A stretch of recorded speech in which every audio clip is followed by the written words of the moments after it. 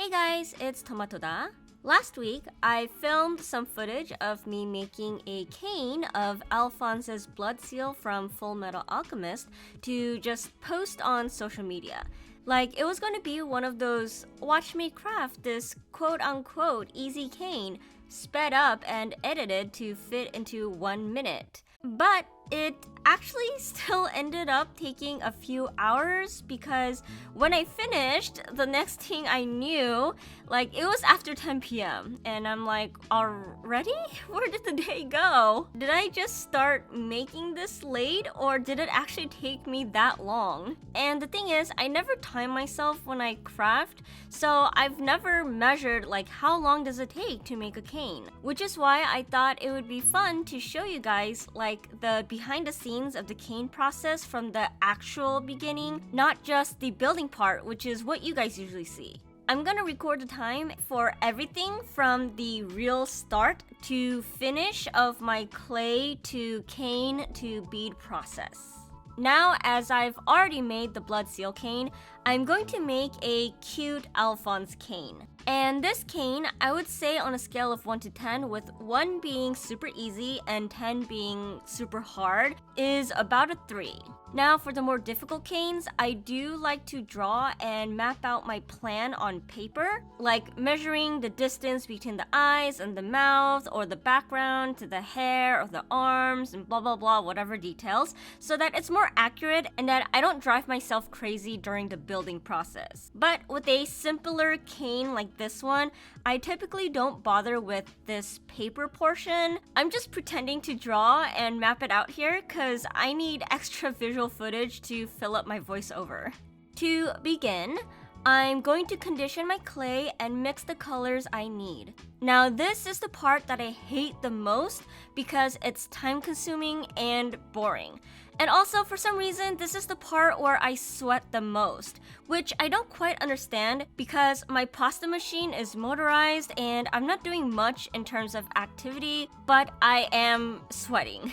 It is important though to get my clay conditioned well because I'm using FIMO Professional and the clay does become stiff and brittle if it sits for a while. Also, I have to run it through the pasta machine a little bit more than required because my pasta machine is dirty. So if a speck of the wrong color mixes in, I have to mix it more just to drown it out. I really should get my pasta machine modded, but I haven't looked too much into it. I know it's a thing. Someday I will.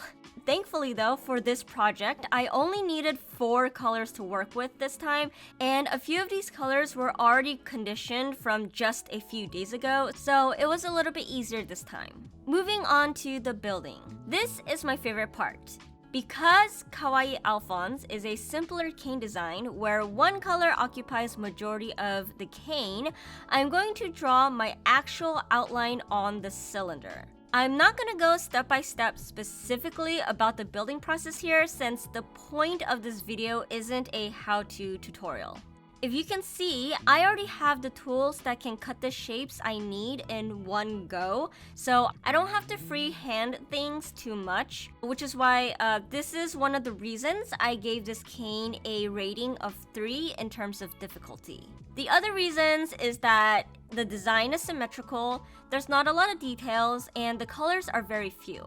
Also, I don't have to worry too much about the color staining or bleeding, which happens the most when I'm using yellow or red clay. It's so annoying and I have to constantly wipe down everything more often than usual when I craft with those colors.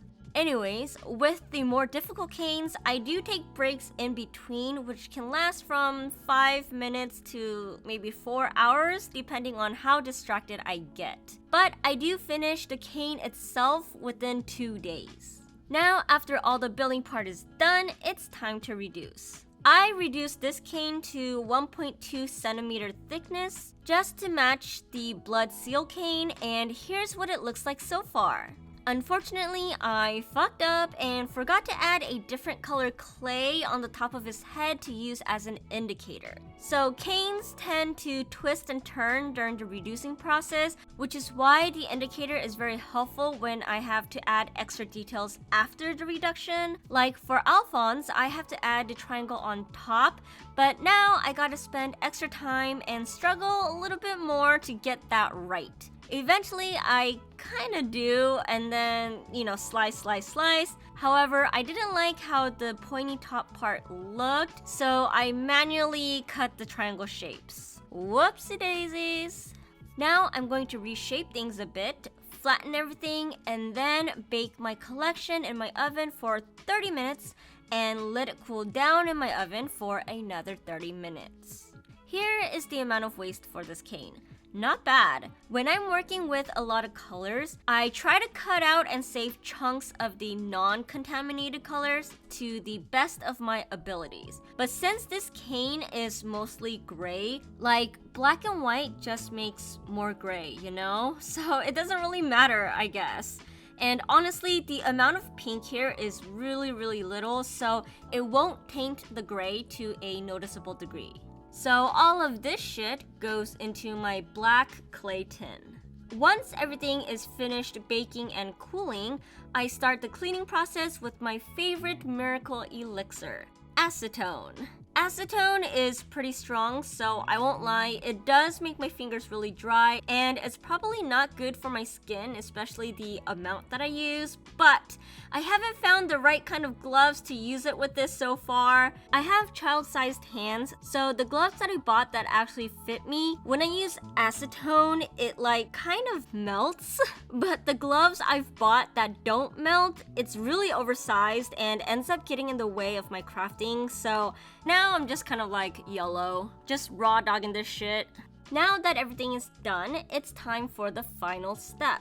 I'm going to drill holes in them.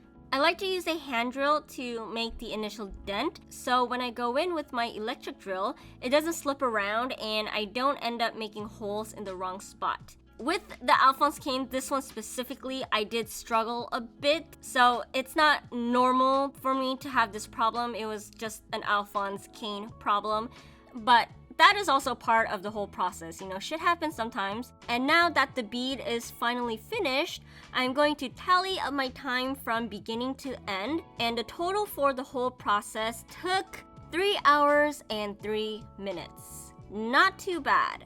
The filming process did add an extra hour or so, and I'd be lying to you if I told you that I did all of this in one sitting. I did not. But the beads themselves, the crafting part, the activity part, finished in 3 hours. And now I can make them into more charms, cause that is my addiction. Thank you guys for watching. I'll see you guys next week. Bye-bye.